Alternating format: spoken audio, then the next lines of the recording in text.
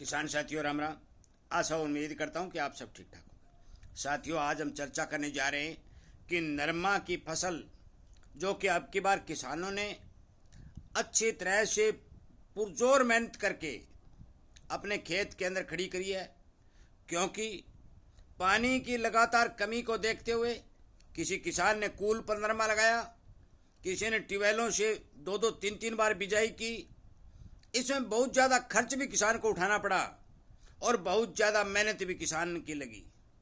साथियों, इस बिजाई को ठीक ठाक से कामयाब करने के लिए, अच्छा उत्पादन प्राप्त करने के लिए मैं आज आपको नरमा के लिए बहुत ही ज़रूरी खाद के बारे में बताने जा रहा हूँ। वैसे तो मैं लगातार फसलों के ऊपर जो जो रोग बीमारी जो लगती है उनके बारे में अपडेट देता रहता हूँ, परंतु नरमा के अंदर बेहद ज़रूरी खाद कौन सी होती है और वो क्या काम करती है, क्यों ज़रूरी होती है, इस बारे इस वीडियो में प्रकाश डालने की कोशिश करूँगा। साथियों, इसीलिए मैं कहता हूँ कि फसलों की संपूर्ण जानकारी लेने के लिए किसान के साथ जुड़ करके यदि आप काम करेंगे, आप इसके अंदर विचार को आदान और प्रदान करके काम करेंगे, तो आपको बहुत बड़ा फायदा खेतों के अंदर दिखाई देगा। क्योंकि बहुत से कृषि विशेषज्ञ जो अपनी ड्यूटी पर बैठे काम कर रहे हैं, वो किसान के हर खेत तक नहीं पहुंच सकते, न ही हर खेत की रेशियो का पता है और न ही किसान ने क्या खाद उसके अंदर डाल रखी है उस बात का उसको पता है। इसलिए साथियों, इस चैनल को सब्सक्राइब करके इस चैनल के साथ जुड़ करके इन बातों का फायदा आप उठा सकते हैं, क्योंकि ये किसानी चैनल है और खेती से संबंधित अनेक तरह के वीडियो इस चैनल पर प्रकाशित किए जा रहे हैं। साथियों, नरमा के खेत के अंदर सल्फर और कैल्शियम की बेहद ज़्यादा ज़रूरत पड़ती है। यह क्यों पड़ती है? क्योंकि ज़्यादातर 80% किसान सरसों की फसल के ऊपर नरमा की बिजाई करते हैं। आप सभी को पता है कि नरमा और सरसों दोनों ही तेल के उत्पादन वाली फसलें हैं। बंदोलों का भी तेल निकाला जाता है और सरसों का भी तेल निकाला जाता है। साथियों, किसी भी प्रकार का तेल हो, उस तेल के अंदर सल्फर और कैल्शियम की भरपूर मात्रा पाई जाती है। जब हम सरसों की ठीक ठाक पैदावार अपने खेत से उठा लेते हैं तो उस खेत के अंदर सल्फर और कैल्शियम की कमी बन जाती है, और जब सल्फर और कैल्शियम की कमी खेत के अंदर बन जाती है तो आगे आने वाली जो फसल है जो हमने नरमा की लगाई है, उस फसल के नरमा के बंदोड़े के अंदर तेल की मात्रा बहुत कम दिखाई देती है। इसलिए सबसे पहले तो आप इस बात को सुनिश्चित करें कि अपने खेत के अंदर सल्फर और कैल्शियम की पूर्ति करें।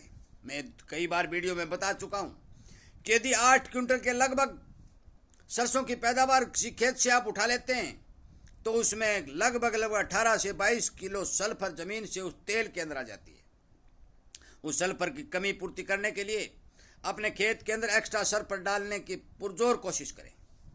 दूसरा, सल्फर की मात्रा यदि खेत के अंदर संपूर्ण होगी, कैल्शियम की मात्रा यदि खेत के अंदर संपूर्ण होगी, दोनों का कॉम्बिनेशन बढ़िया होगा, तो ट्यूबवेलों के पानी का जो इस्तेमाल किसान खेत में कर रहा है और उसके अंदर हानिकारक जो सोडियम नाम का तत्व होता है, वो तत्व भी ठोस अवस्था में शिथिल नहीं हो सकेगा। जो ही आप नहर का पानी लगाएंगे या बरसात होगी तो वो जमीन के अंदर चला जाएगा।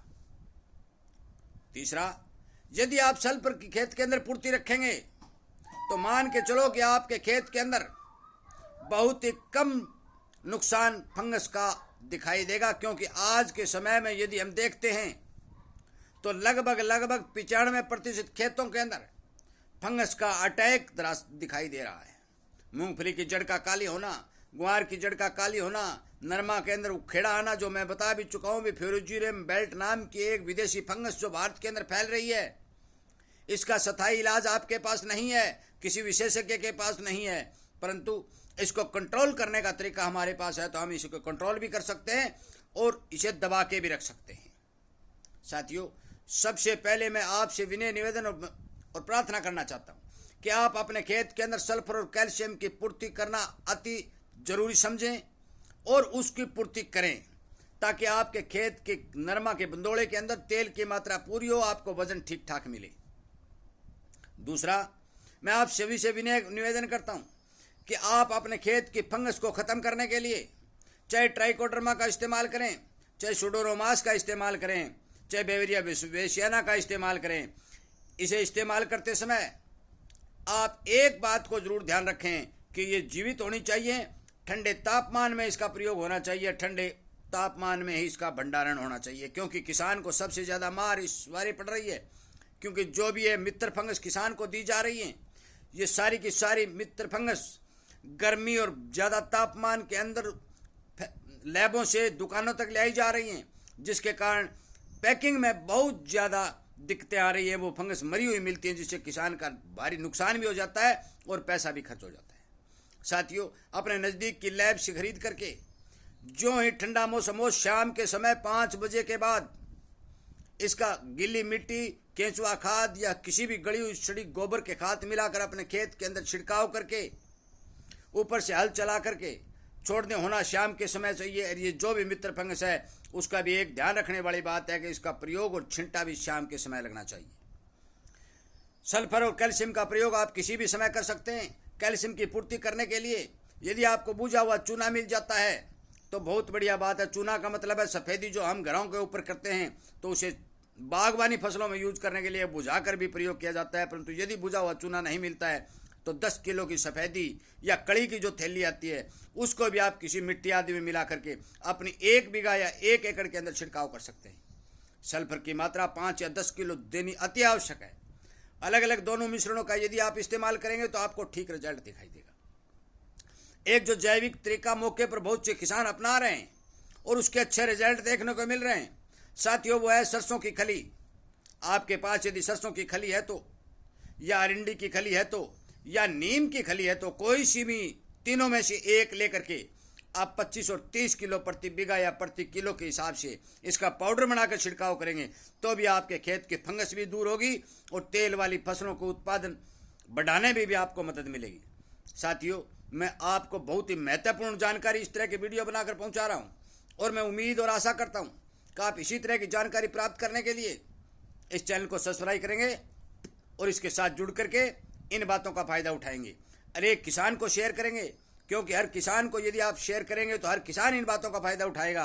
दूसरी बात, मैं जो गुलाबी सुंडी और सफ़ेद मक्खी की बीमारी, जो भयानक बीमारी है जो किसान को लगातार चोट पहुंचा रही है, उसको ख़त्म करने के लिए, उसको समय समय के ऊपर काबू करने के लिए जो वीडियो लगातार बना रहा हूँ, इस चैनल के ऊपर बनाकर डाल रहा हूँ, उन वीडियो को सुन करके उन दवाओं का प्रयोग करके, क्योंकि मैं घरेलू नुस्खों द्वारा बहुत ही सस्ते तौर तरीकों के कारण के द्वारा ही गुलाबी और सफ़ेद मक्खी दोनों को कंट्रोल करने का सरल और सुलभ तरीका बता रहा हूँ, और जिसके 1000% रिजल्ट हैं। लाखों किसान इस चीज़ का प्रयोग कर रहे हैं। इसलिए मेरी आप सभी से हाथ जोड़ के विनती है कि मेरे इस तरह के वीडियो जो आपके पास पहुँच रहे हैं, आप अनेक किसानों तक शेयर करके इन वीडियो को किसानों तक पहुंचा करके उन्हें इन बातों के बारे में बताने की कृपा करें।